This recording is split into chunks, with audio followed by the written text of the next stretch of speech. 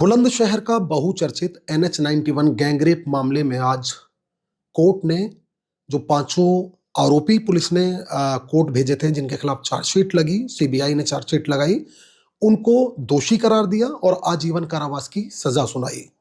लेकिन इस न्याय को पाने के लिए जो पीड़िता है उसको कैसे कोर्ट का दरवाजा खटखटाना पड़ा, कितना लंबा समय वो गुजरा है, उस पर इन 9 सालों में क्या क्या बीता, ये सब जानने के लिए पहली बार टीवी पर हमारे साथ वो गैंगरेप पीड़िता है जो 2016 में 29 जुलाई की रात अपने परिवार के साथ जा रही थी और एक रात ने उसका सब कुछ बदल दिया।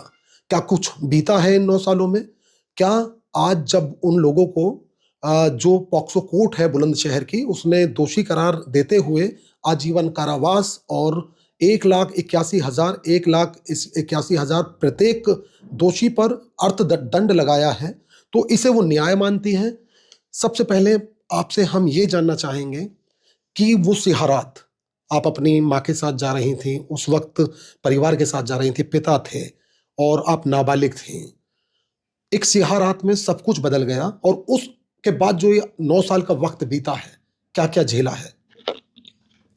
सर बहुत कुछ झेला है, इमोशनली, मेंटली, हर तरीके से, फाइनेंशियली बहुत स्ट्रगल करा है और बहुत टाइम से वेट था कि मुझे जस्टिस मिले। और जो भी आज कोर्ट ने फैसला दिया है, ठीक है, हम सेटिस्फाई हैं, पर मैं ये चाहती थी कि उन्हें फांसी की सज़ा हो, ताकि समाज में एक मैसेज जाए कि जो उन्होंने अपराध करा है ना, तो उसकी सज़ा बहुत कठोर होती है। तो पर ठीक है, जो भी हुआ है, कोर्ट ने उन्हें उम्र कैद की सज़ा दी है, ठीक है, हम खुश हैं, पर मैं चाहती हूँ कि उन्हें फांसी की सज़ा हो।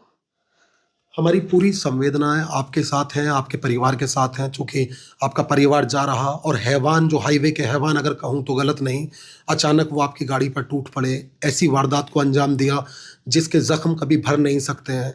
साथ ही जो तत्कालीन सरकार थी समाजवादी पार्टी की, उनके मंत्री उसको उस दौरान पॉलिटिकल स्टंट बता रहे थे, हालांकि आपके पिता उनके इस बयान के खिलाफ गए और उन्हें माफ़ी मांगनी पड़ी। तो समझना ये चाहते हैं, जैसे आप कह रही हैं कि आजीवन कारावास की सज़ा कम है, हम ये भी कहें कि फांसी की सजा भी ऐसे हैवानों के लिए कम है, तो क्या आप इसको, लड़ाई को आगे जारी रखेंगे परिवार के साथ? आपका परिवार आगे जाएगा और फांसी की मांग करेगा? जी, मैं चाहती हूँ कि उन्हें फांसी हो, क्योंकि जेल में रहने से 10 साल मैंने पढ़ा था कि उन्हें अभी तक बेल नहीं दी गई। कोर्ट ने उनकी बेल रिजेक्ट करी है इन 10 सालों में, जब से वो जेल में है, 9 सालों में। तो जब मैंने उनकी परसों वीडियो देखी कोर्ट में, जब वो ले जाए जा रहे थे, तो उनके फेस पे बिल्कुल भी गिल्ट नहीं था। तो इससे ये पता चल रहा है कि जेल में भी उन्हें कोई टॉर्चर नहीं किया जा रहा है, वो नॉर्मली अपनी ज़िंदगी वहाँ पे भी काट रहे हैं। तो उनके लिए उम्र कैद की सज़ा कोई बड़ी चीज़ नहीं है, ना उन्हें ऐसा फ़ील हो रहा होगा अभी भी। मुझे लगता है कि उन्होंने कुछ बहुत बड़ा अपराध करा है, जो उनको सज़ा मिली है, तो उन्हें ऐसी सज़ा देनी चाहिए कि वो तिल-तिल तड़पे। हाँ। जैसे मैं और मेरी फैमिली हमेशा ही हम तो बहुत परेशान रहे इस बीच में, और हमेशा रहना पड़ेगा। क्या क्या कई शहर आपने बदले, जहां तक हमें जानकारी मिली, आप पड़ोस बदल देते हैं अपनी, क्या बदला 9 साल में? क्या हुआ है एक सिहारात के बाद, क्या हुआ?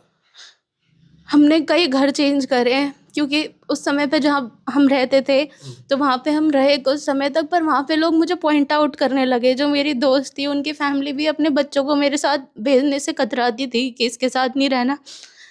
तो बहुत घर बदले हैं, तो मेंटली भी बहुत फ़र्क पड़ा है उन चीज़ों का। इतनी जल्दी स्टेबल नहीं हो पाता है इंसान कहीं नई जगह। जब एक जगह मन लग जाता है थोड़ा, फिर से वहाँ से घर चेंज करना पड़ता है, और ये फाइनेंशियल प्रॉब्लम की वजह से भी होता है। पहले पापा खुद बिज़नेस करते थे, उसके बाद सब बहुत चीज़ें, पापा को घर पे ही रहना पड़ा 1-2 साल तक। कोर्ट कचहरी के चक्कर लगे? जी, उससे मेरी पढ़ाई पे भी बहुत असर पड़ा। मैंने 2-3 साल तक कोर्ट में लगातार जाना हुआ गवाही के लिए, तो उससे पढ़ाई पे भी बहुत असर पड़ता था, क्लासेस छूटती थी। तो बहुत बहुत असर पड़ा है सर हर चीज़ पे। बस मैं ज़्यादा वक्त नहीं लूँगा, 2 महत्वपूर्ण सवाल हैं। पहला सवाल न्याय संगत है, हालाँकि संवेदनशील है, लेकिन न्याय संगत है चूँकि, तो पूछना ज़रूरी होता है। जिन लोगों की आप बात कर रहे हैं कि उनके चेहरे पर शिकन नहीं थी, जी। क्या वो चेहरे हैं उन हैवानों के? जो घटना हुई, क्या वो चेहरे आप भुला नहीं पाएँगे कभी? वो जो आप तस्वीरें देख रही हैं, वही ये हैवान हैं? वही है, और मैंने उनको जब जब वो घटना हुई थी, उसके बाद पुलिस वालों ने कुछ फ़ोटोज़ दिखाए, कि यही है, तो उनमें से भी मैंने कुछ लोगों को पहचाना, क्योंकि मैंने देख लिया था अंधेरे में भी उनका चेहरा। उसके बाद शिनाख्त करवाई गई थी, वो 50 लोग खड़े थे, उनके बीच 5 लोगों को पहचाना था। उसमें भी मैंने और मेरी फैमिली ने सबको पहचाना, तो ये वही लोग हैं। इनके चेहरे कभी नहीं भूल सकते हम। तुम इस देश की बहादुर बेटी हो। लड़ाई, तुम्हारा बहादुर परिवार है, लड़ाई लड़ रहा है और न्याय पाने तक ये लड़ाई जारी रहनी चाहिए। ऐसे में मैं इस देश की बहादुर बेटी से ये जानना चाहूंगा, इस तरह की घटना अगर किसी बच्ची के साथ होती है तो उसे कैसे स्टैंड करना चाहिए और तुम क्या बनना चाहोगी? खुद अगर मैं तुम्हारी बात करूं तो क्या, जैसे पढ़ाई अभी जारी है, क्या बनना चाहती हो? सर, मैं पढ़ाई कर रही हूँ, अभी मैंने ग्रेजुएशन कंप्लीट करी है और मैं लॉ करूँगी जैसे। तो मैं ये चाहती हूँ, या तो मैं अपने आप को ऐसे देखती हूँ कि मैं कहीं भी ऐसे स्टैंड करूँ कि मैं कुछ बड़ा कदम उठाने के लायक बन पाऊँ। तो मैं सोचती हूँ कि या तो मैं जज बन जाऊँ, या फिर मैं यूपीएससी की तैयारी करके कोई अधिकारी बनूँ, ताकि मेरे पास ऐसी पावर हो कि मैं इनको तुरंत सज़ा दे सकूँ। जैसे मैंने वेट करा है 9 साल तक, और किसी को ना वेट करना पड़े। और जो ऐसी लड़कियाँ होती हैं, जो इन सब चीज़ों के बाद ये सोचती है कि लाइफ़ ख़त्म हो गई है, ऐसे मैंने भी सोचा था। मुझे तो समझ ही नहीं आया था उस समय पे कि क्या हो गया हमारे साथ। पर मेरे पापा ने बहुत सपोर्ट किया। पापा हमेशा हिम्मत बन के रहे, पापा, मम्मी।